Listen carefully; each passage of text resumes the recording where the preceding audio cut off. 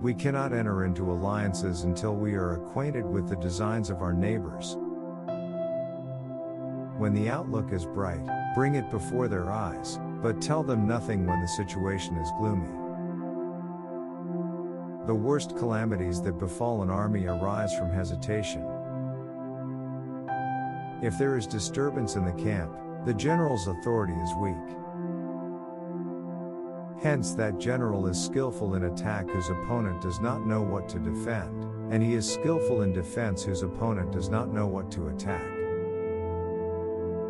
Those skilled at making the enemy move do so by creating a situation to which he must conform. They entice him with something he is certain to take, and with lures of ostensible profit they await him in strength.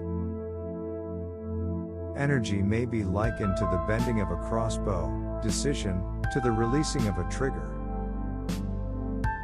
When your army has crossed the border, you should burn your boats and bridges, in order to make it clear to everybody that you have no hankering after home. Ponder and deliberate before you make a move.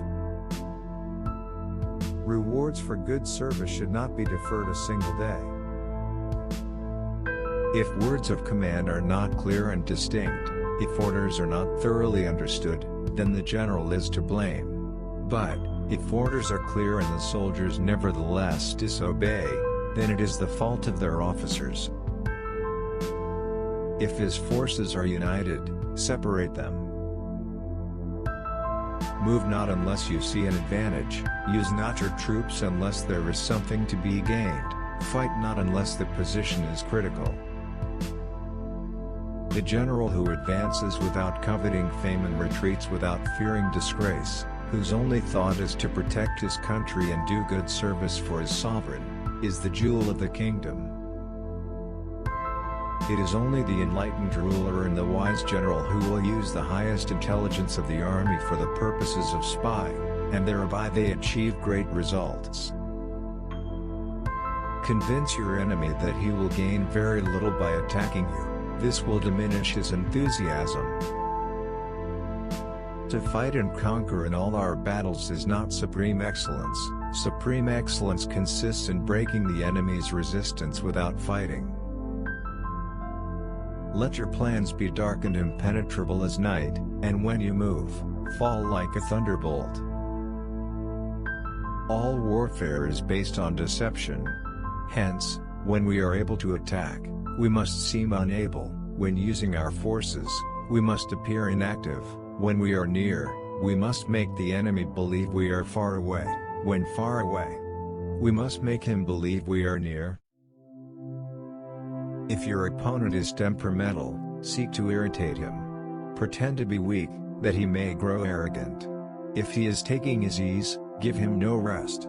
If his forces are united, separate them. If sovereign and subject are in accord, put division between them. Attack him where he is unprepared, appear where you are not expected. To know your enemy, you must become your enemy. Thus we may know that there are 5 essentials for victory. 1. He will win who knows when to fight and when not to fight. 2. He will win who knows how to handle both superior and inferior forces.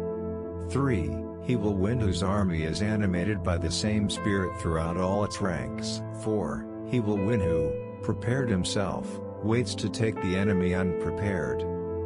5. He will win who has military capacity and is not interfered with by the sovereign. Treat your men as you would your own beloved sons, and they will follow you into the deepest valley. When the enemy is relaxed, make them toil. When full, starve them. When settled, make them move. So in war, the way is to avoid what is strong, and strike at what is weak. To win 100 victories in 100 battles is not the acme of skill. To subdue the enemy without fighting is the acme of skill. Be extremely subtle even to the point of formlessness. Be extremely mysterious even to the point of soundlessness. Thereby you can be the director of the opponent's fate. Thus the expert in battle moves the enemy, and is not moved by him. The supreme art of war is to subdue the enemy without fighting. Appear weak when you are strong, and strong when you are weak. Water shapes its course according to the nature of the ground over which it flows. The soldier works out his victory in relation to the foe whom he is facing. When one treats people with benevolence, justice, and righteousness, and reposes confidence in them, the army will be united in mind and all will be happy to serve their leaders. Thank you for listening and have a good day. If you like it, subscribe for more content.